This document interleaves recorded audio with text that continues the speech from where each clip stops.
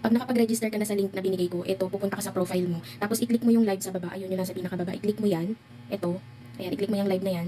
Tapos ayan, i-click mo ulit yung word na live, yung color pink dyan sa gilid. Ito yung lalabas. I-click mo lang yung face authentication, yung arrow sa gilid. Click mo lang yun. Tapos ganito na yung lalabas. I-click mo yung bilog na yan. Or ito sa baba pala, yung upload a photo of yourself. Mag-upload ka dyan ng picture mo na wala kang suot na salamin. Basta clear lang yung mukha mo. Tapos kailangan selfie, ganyan, yung malapit yung mukha mo. Basta clear yung i-upload mong picture. Tapos pag na-upload mo na, click mo yung start to certificate.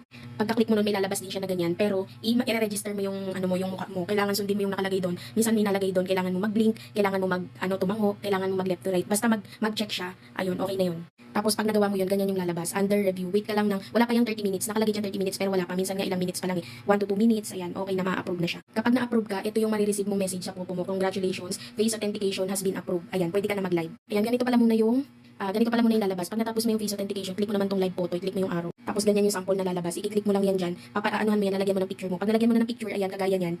Pipindutin mo na sa taas yung parang back, yung parang arrow din sa taas. I-back mo na yun, okay na yun. Tapos pwede ka nang mag-live. Ganun pa rin, i-click mo lang yung word na live, tapos live ulit, tapos lalabas doon.